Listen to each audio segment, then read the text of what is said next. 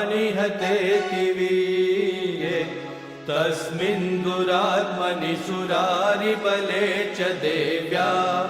तां तुष्टभू प्रणति नम्रशिरोधरा सा वाग्विप्रहर्षपुलकोद्गमचारुदेहा देव्या यया ततमिदं जगदात्मशक्त्या निःशेषदेवगणशक्तिसमूहमूर्त्या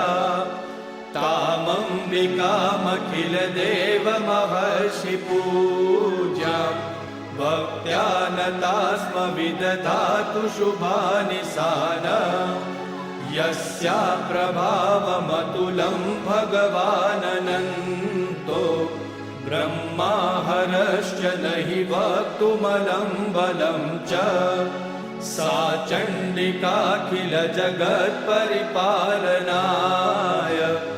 नाशाय चाशुभभयस्य मतिं करोतु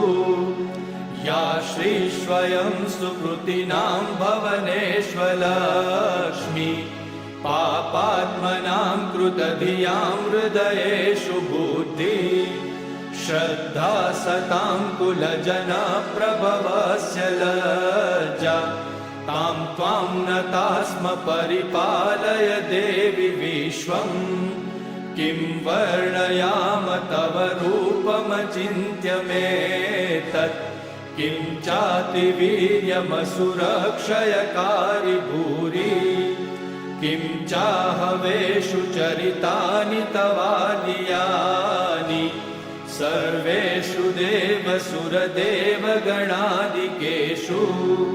हेतु समस्त जगतां त्रिगुणाभिदो